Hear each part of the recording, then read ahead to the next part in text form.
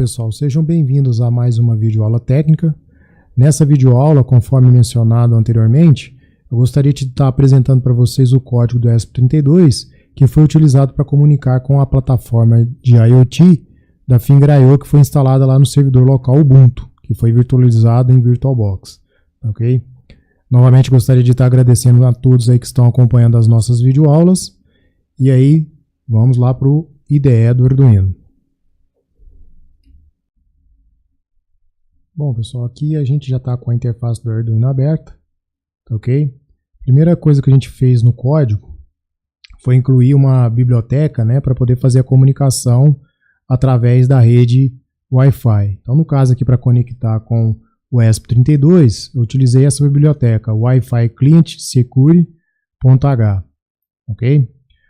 Outra configuração que tem que ser feita, principalmente no caso quando a gente vai utilizar um servidor local, é definir, ok?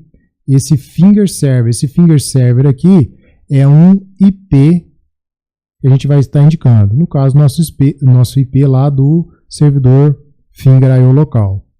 Feito isso, o que acontece? Eu vou incluir aqui agora uma biblioteca chamada de Finger ESP32.h. Essa biblioteca que é responsável em fornecer as funções, os comandos para a gente utilizar com o Finger.io. Tá? É importante que o define do Finger Server venha antes dessa biblioteca aqui, ok? Desse arquivo cabeçalho. Por quê? Se essa Finger Server não for definida antes, será adotado como padrão o domínio da Finger.io. Então, ao invés de ele ficar comunicando com o servidor local, igual está acontecendo nesse exato momento aqui, ele vai estar comunicando com o servidor remoto, tá ok? Então isso é importante ser feito. O próximo passo é o define. Nesse caso aqui, como eu estou utilizando um LED, eu defini o LED 1 no pino 2. Então eu estou colocando o valor aqui 2 para o LED 1. Então lá no ESP32, o pino 2 dele vai estar atribuído a esse LED 1. O próximo passo aí é criar os defines, né, para acesso do dispositivo à interface Finger.io. Então eu vou definir o usuário é o mesmo que a gente utilizou na aula anterior, Antônio JR aqui no caso do exemplo aqui. O dispositivo Device ID ESP32, foi o nome que a gente deu para ele, e o Device Credential, né? Esse aqui é a senha para esse dispositivo. Então eu tenho que colocar essa senha aqui e ela tem que estar igualzinha lá no Finger.io Server. O próximo passo aqui é definir o SSID para acesso à rede wireless. Nesse caso, eu estou colocando o nome da minha rede wireless. Na sequência, eu defini uma senha, né, para poder acessar essa minha rede wireless. Próximo passo, foi criado aqui duas variáveis, né, do tipo inteiro, temperatura igual a 0 e umidade igual a 0. O próximo passo foi instanciar, né, ou inicializar uma instância do Finger, né?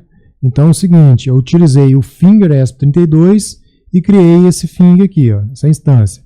Nela eu vou fornecer o usuário, o Device ID e o Device Credential, que são essas informações que foram criadas antes aqui, ó. Ok? Dessa forma a gente passa para o Setup. Aqui no Setup o que foi feito? Primeiro, passamos para o Finger, né? Que foi instanciado, adicionamos o Wi-Fi, né? Informamos para ele o SSID do meu Wi-Fi e a senha que foi utilizada, ok? Próximo passo foi criar aqui um serial begin, numa velocidade de 115.200, então eu estou criando aqui a serial, para começar uma comunicação utilizando 115.200. O próximo passo foi pular uma linha em branco, né? Então foi utilizado serial.println e posteriormente foi criado uma linha, né, escrito conectando a dois pontos. Então aí o que a gente faz? A gente inicializa a comunicação no Wi-Fi. Então Wi-Fi began, SSID, underline, vírgula, senha.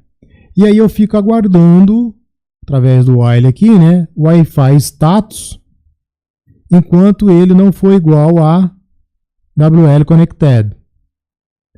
Então, enquanto ele não ficar conectado, ele vai ficar jogando na minha serial o ponto e aguardando 500 milissegundos. Fica nisso aqui até fazer a conexão. A gente vai ver que essa conexão é bem rápida, tá ok? O próximo passo, quando ele conectar, ele vai novamente, através do serial print ln, saltar uma linha em branco.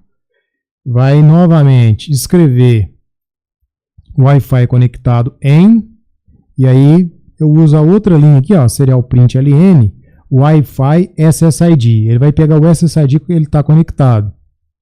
Posteriormente, ele utiliza o serial print IP e serial print ln para poder informar qual que é o IP que ele conectou na rede wireless. O próximo passo é o serial print MAC address e o serial print ln Wi-Fi MAC address. Aí ele vai pegar qual que é o MAC address do próprio ESP32. E aí eu finalizo aqui com um serial print ln, linha em branco. Ele vai soltar uma linha em branco. Bom, a configuração, né? O pin mode aqui, esse comando vai dizer que o LED 1, que está associado ao pino 2, é do tipo output, tá? Logicamente, né? Tem um LED lá, então ele tem que ser saída. Agora a gente vai poder fazer a inserção dos recursos, né?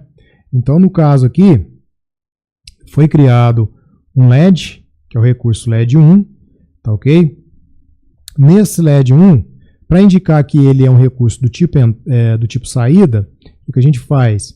A gente vai, do tipo saída não, tipo entrada, nós vamos utilizar o operador bit a bit, deslocamento à esquerda, né? Para indicar que esse LED vai ser do tipo entrada, tá? A gente tem um parâmetro chamado de PSON aqui. Esse parâmetro ele recebe alguns tipos de variáveis. Ele pode receber variáveis do tipo boolean, são variáveis que podem receber valores verdadeiro ou falso, variáveis do tipo float, variáveis do tipo strings, ou ainda estruturas, né, como em um documento JSON, ok? O que ele faz? Esse parâmetro é passado para o in, né? E aí aqui embaixo nós vamos verificar. Se o in.isEmpty, se o in tiver vazio, o que ele vai fazer? O in é uma variável agora do tipo bool, que vai fazer a leitura, né, do status do LED 1. Se o LED 1 for acionado, ele vai indicar 1 aqui para o in, o verdadeiro, né? Se ele for 0, né, vai indicar falso. Tranquilo? Caso contrário, se ele não tiver vazio, quer dizer que ele recebeu um comando. Tá vindo um comando lá do Finger.io. O que ele vai fazer? Ele vai digital write, ele vai escrever no LED 1 o estado, né, que ele está recebendo. Se for o in for verdadeiro, ele vai receber ele vai jogar o LED para nível lógico alto. Se isso for falso, ele vai jogar para nível lógico baixo. Tranquilo? O próximo passo é criar um outro recurso. Nesse outro recurso, eu estou chamando ele de temp umid, tá? Que é um recurso do tipo saída. Nesse caso, o que vai acontecer? Eu recebo aqui de novo um parâmetro do tipo PSON, tá? Que vai ser armazenado no out. Esse out foi criado dois recursos. A temperatura, que está recebendo a variável temperatura, tá ok? Aqui no caso ficou até como temperature, né? E recebe então a variável temperatura. E o outro aqui, que é a umidade, recebendo a variável umidade, tá? Conforme a gente viu na configuração, lá ele já vai aparecer isso para a gente, né? Então é só selecionar e já fazer o uso desses recursos. O próximo passo aqui é o void loop. O void loop aqui ficou bem pequeno, né? O que acontece? A primeira coisa que a gente vai encontrar aqui é o finger handle, tá? O finger handle aqui, ele tem que ser utilizado no loop, tá ok? E é ele que vai permitir que as bibliotecas do finger possam manipular a conexão com o Finger.io local, né? Ou com o Finger.io remoto, né? Dependendo do que está sendo utilizado. O que foi feito aqui? Ó? Temperatura é igual a um handle 100. A minha temperatura vai ficar variando de 0 a 100. Tá? Então, todas as vezes que ele passa um loop aqui, ele fica gerando uma variável aleatória com valores de 0 a 100. Tá? Aguardo um delay aqui de 100 milissegundos. Esse delay de 100 milissegundos aqui foi para que os valores de temperatura e umidade não ficassem iguais, tá? Então, se não colocar um delay aqui, o randômico acaba ficando igual. E umidade, random 100, né? 0 a 100 de novo. E aí eu aguardo um delay de 1000 milissegundos, tá ok? Bom, neste caso aqui, o que a gente tem? O delay, conforme mencionado, não seria o ideal para ser utilizado nesse tipo de comunicação, tá ok? O ideal é utilizar a função milis. A função milis ela não vai travar o processamento, tá ok? Depois eu passo um script, um sketch, né? Contendo aí o uso, né, da variável milis. A variável milis vai ser mais... a gente vai ter um software, digamos, mais elegante para o tipo de comunicação que a gente tem aqui, né, que é uma comunicação em tempo real. Tranquilo? Bom, eu vou fazer o seguinte. Eu vou restartar aqui o ESP32, só para vocês verem a comunicação dele na COM aqui. Ó. Então eu já vim aqui embaixo, selecionei a velocidade 115.200, tá ok? Se ela não tiver selecionada, ele não consegue escrever a tela aqui, tá ok? Então é obrigatório estar 115.200. E aqui em ferramentas, tem que estar selecionado a porta de comunicação aonde vai estar ligado o ESP32. Tranquilo? Então eu já vou fazer aqui, eu já vou fazer um restart só para vocês verem o tanto que é rápido, né? Então aqui, ó. 1, 2, 3. Então foi feito o restart. Pronto, ele já está conectado. Tranquilo? É bem rápido mesmo. Tá? Agora vamos... Eu estou com a dash aqui aberta, né? Então ele está aí coletando as informações, certo? O que eu gostaria de fazer? Eu vou gravar o ESP32 aqui, certo? E no ESP32, o que eu vou fazer? Eu vou acionar, vou ligar e desligar o LED aqui, ó. Conforme na aula anterior, não foi possível ser feito. Tranquilo? Então vou fazer isso aqui agora, ó. Vou clicar, certo? Esperando o LED aceso, é bem rápido também, tá? E vou desligá-lo. Ok? Então é bem rápido essa comunicação. Ligado, desligado. Ligado, desligado. Tranquilo? Bom, para a comunicação ficar realmente em tempo real, o interessante aqui no caso, né, conforme eu mencionei, é vir aqui no sketch, né, e utilizar a função milis, certo? Então a função milis aqui, ela permite, né, que a gente consiga armazenar então o tempo de execução, né, a partir do momento que o microcontrolador foi instanciado, inicializado, né? Então eu posso criar uma variável aqui, por exemplo, tempo atual,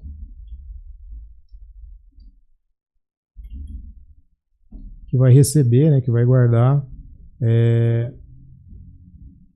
o tempo nesse momento, né, que foi feita a leitura. Tranquilo? Então eu precisaria criar uma variável chamada de tempo atual. Então, por exemplo, ansigned tempo atual, ansigned long int, ansigned long int, tempo atual igual a 0. Estou errado. E tempo anterior igual a 0. Ok? Então com isso aí a gente começa a contar o tempo dele aqui embaixo. A gente faz aqui, né? Se tempo atual menos tempo anterior for maior ou igual a 1000, por exemplo, então estou contando um tempo de 1 segundo, né? 1000 milissegundos, então 1 segundo. O que eu faço? Tempo anterior é igual a tempo atual, ponto e vírgula, e a gente pode fazer aqui o nosso randômico da temperatura, por exemplo. Ó. Eu não precisaria Vamos usar um randômico aqui. Certo? Então aqui um exemplo, né, que a gente pode estar utilizando aí para contar um tempo real, né, sem travamento do processador. Estou trazendo o finger handle aqui porque vou jogar ele aqui para cima para ficar mais tranquilo de visualizar que ele já está no código, ok? Então quando a gente quer contar um tempo sem travar ele, a gente usa esse tipo de estrutura aqui no Arduino, ok? Vou compilar aqui para ver se não tem nenhum erro. Então assim, quando a gente utiliza o delay, ele trava o processamento, né? E isso para comunicação em tempo real não é interessante de forma alguma, tranquilo? A gente precisa de ter uma estrutura, né, que permita que a gente conte o tempo sem que trave o microcontrolador, né? Principalmente porque a gente tem que estar armazenando todos os valores dos nossos sensores lá na plataforma Finger.io, né? Ok, então ele está compilando ali, vamos ver se ele não tem nenhum erro de execução, ok? Depois eu posso deixar o código disponível para vocês fazerem o download, tá? Está demorando um pouquinho para compilar. Bom, aqui ele continua, né? Ali eu só estou verificando a compilação. Bom, aqui, né, continua naquela mesma situação. Essa variável temperatura aqui, se a gente sair daqui e voltar, a gente perde toda essa informação, né? Só que essa informação ela acaba sendo guardada lá no Data Bucket, né? Então acaba a gente tendo um sistema de backup dessas informações aqui, né? Do lado de cá a gente tinha guardado, configurado, né, para que o gráfico seja mostrado de 10 em 10 segundos, tá? Uma outra coisa que eu não tinha mencionado na aula anterior, aqui no dashboard, já estava no dashboard, né? Não, voltei e ele apagou. Vou habilitar ele aqui para poder fazer edição. Então quando eu venho aqui, ó, na edição desse gráfico em específico, ele tem essa opção aqui, ó, legenda. Então, se a gente salvar ele aqui, ó, ele vai informar para nós a legenda do gráfico aqui, ó. Então isso aqui é interessante. Vou desabilitar aqui, né, para não ter que fazer edição mais. Então aí a gente sabe que o vermelho é a temperatura e o verde é a nossa umidade. Isso é bem interessante aí, para poder fazer a gente distinguir, né? Bom, tá aí, ó. Então não tem nenhum erro, tá? Eu não vou salvar ali no ESP, pois a nossa ideia era passar essa configuração para vocês aqui. Tranquilo? Então, pessoal, nessa videoaula técnica eu vou parando por aqui, ok? Gostaria novamente de estar agradecendo a todos que estão acompanhando as nossas videoaulas. Até a próxima.